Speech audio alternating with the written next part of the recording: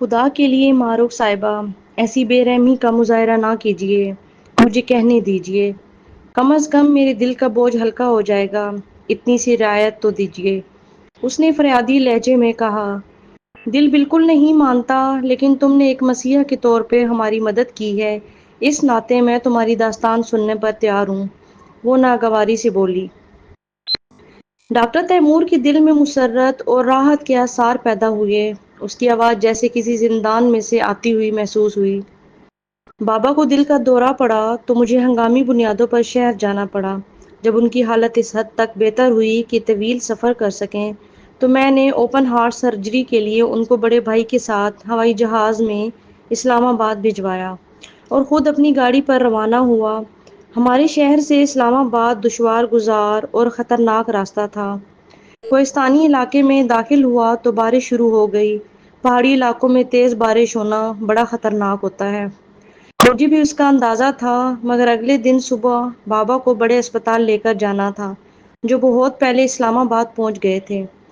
یہ سوچ کر میں نے تیز بارش کے باوجود اپنا سفر جاری رکھنے کا فیصلہ کیا۔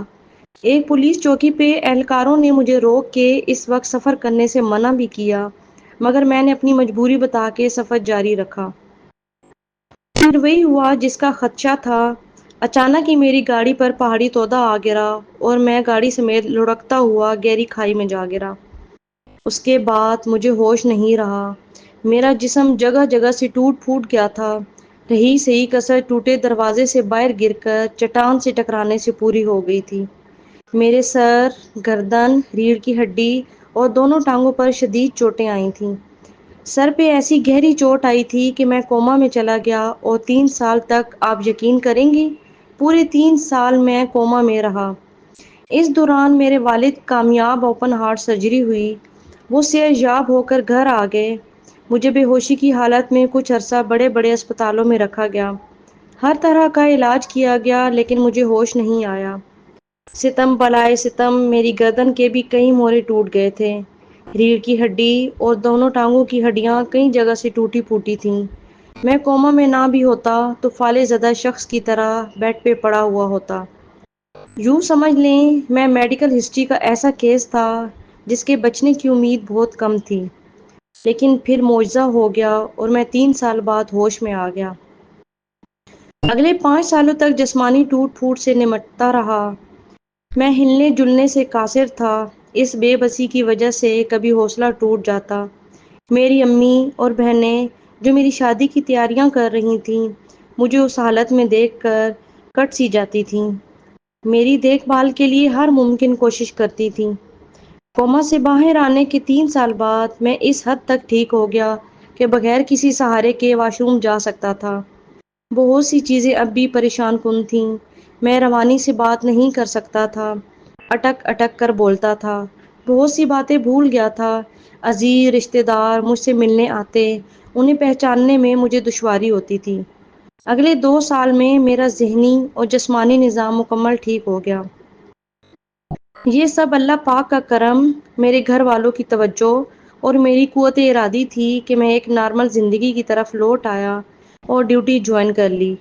جب مکمل صحت یاب ہو گیا تو ماں جبین کی یادیں بھی زندہ ہو گئیں، مگر میں ہمت نہیں کر سکا کہ 8 برس کی طویل مسافتیں طے کر کے ماں جبین کو اپنے حالات کے بارے میں بتا دوں۔ یہ کم ہمتی یا بزدلی اگلے 4 سالوں تک میرے دل و دماغ پر مسلط رہی اور میں اپنی حسرتوں کا کفن لپیٹ کر اپنی ذات کے مدفن میں لیٹا رہا۔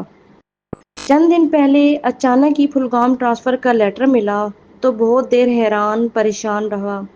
جس مقام کی طرف جاتے ہوئے میری ہمتوں کے پر جلتے تھے، وہاں مجھے بزور حکم بھیجا جا رہا تھا۔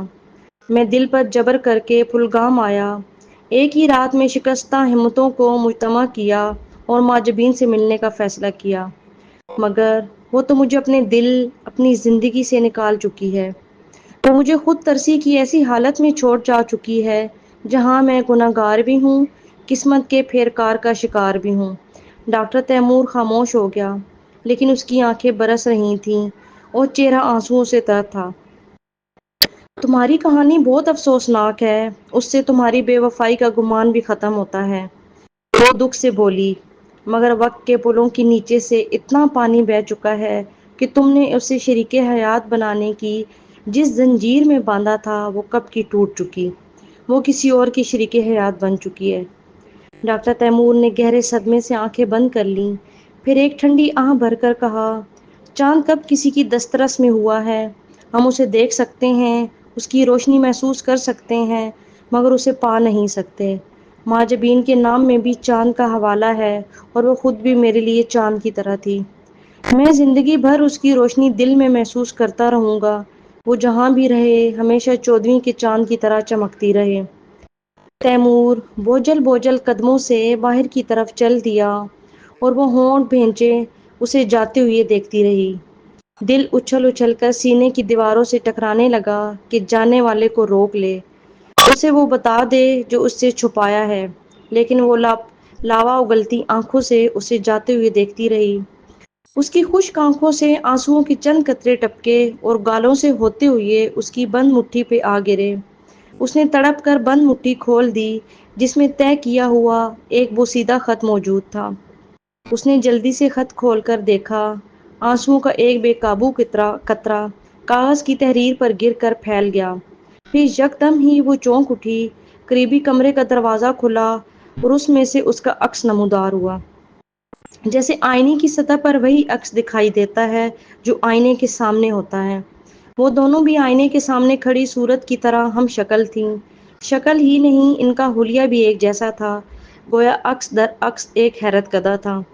دروازے سے باہر آنے والی نے اسے سوچتی نظروں سے دیکھا، پھر تعصب بھرے لہجے میں کہا، تم نے غلط بیانی کیوں کی؟ اسے کیوں نہیں بتایا کہ تم ہی ماں جبین ہو؟ میں نے تو اسے کچھ نہیں بتایا مارو، اس نے تو خود ہی مجھے تم سمجھا تھا۔ اس کی آواز جیسے کسی گہرے کنویں سے آ رہی تھی۔ لیکن تم اس کی غلط فہمی دور کر سکتی تھیں، اسے بتا سکتی تھیں کہ تمہارے چہرے پہ جو مردنی اور مایوسی چھائی ہوئی ہے وہ اس کی جدائی کی وجہ سے ہے۔ وہ اتنی دیر سے میرے سامنے موجود تھا، یہ کیسی محبت ہے کہ مجھے پہچان نہیں سکا؟ میں کیسے یقین کر لوں کہ آئندہ وہ ہم دونوں میں فرق کر لے گا؟ پھر تم نے یہ کیوں کہا کہ تم نے شادی کر لی ہے؟ ہمت کر کے بتا دیتی کہ تم نے اس کی خاطر ابھی تک شادی نہیں کی۔ اس سے کیا فائدہ ہوتا مارو؟ 40 سال کی عمر میں اس سے شادی کرتے ہوئے کیا اچھی لگوں گی؟ اسے بیکار کی امید میں باندھنے کی بجائے اپنی ذات سے ہمیشہ کے لیے نکالنے کا یہی راستہ تھا۔ میں جانتی ہوں وہ مجھ سے اب بھی محبت کرتا ہے، یہ بھی میں مانتی ہوں کہ وہ بے وفا بھی نہیں، حالات کے جبر کا شکار ہوا تھا۔ اس کے باوجود میں اس حقیقت سے انکار نہیں کر سکتی کہ اب ہم 26-27 سال کے جوان نہیں، عمر رسیدہ مرد عورت ہیں۔ میں نے اس کی آنکھوں کی گہرائیوں میں جھانک کر دیکھا، ان میں میری طرف دیکھتے ہوئے محبت کا شائبہ تک نہیں تھا۔ کیا محبت تعارف اور پہچان کی محتاج ہوتی ہے؟ کیا محبت کی اپنی وجدانی طاقت نہیں ہوتی؟ میں ایسے شخص کی محبت پہ کیسے یقین کر لوں جو اتنی سطحی ہے کہ میری آنکھوں کے متلاطم جذبوں کی کیفیت نہ سمجھ سکا، محض میری حلیے اور میرے بے رنگ صورت سے میری ذات کی نفی کر دی۔ 12 برس پہلے اچانک غائب ہو کر اس نے میرے ارمان اجاڑے تھے، اور اب اتنے برس بعد سامنے آ کر مجھے نہ پہچان کر میری انا اور میرے یقین کے غرور کا خون کیا ہے۔ ایسے میں وہ میرے لیے محبت کا پیامبر بن کے نہیں، میری پہلے سے اجڑی زندگی کا غارت گر بن کر آیا تھا، پھر میں کیوں اسے گلے سے لگاتی؟ ان دونوں نے پلٹ کر دیکھا۔ ڈاکٹر تیمور بوجھل قدموں سے چلتا ہوا مین گیٹ کے پاس پہنچ کر تھوڑا سا رکا، پھر پلٹ کر دیکھا۔ دور برآمدے میں جہاں تھوڑی دیر پہلے ایک عکس تھا، اب عکس در عکس حیرت کدہ موجود تھا۔ اس کے دل میں چھن سے بہت کچھ ٹوٹ گیا۔ وہ جان نہیں سکا کہ دوسرا عکس کہاں سے آیا، مگر اتنی بات سمجھ گیا کہ چاند کا عکس پانی کی سطح پر نمودار ہو جائے تو اس کا مطلب یہ نہیں کہ ہاتھ بڑھا کے اسے حاصل کیا جا سکے۔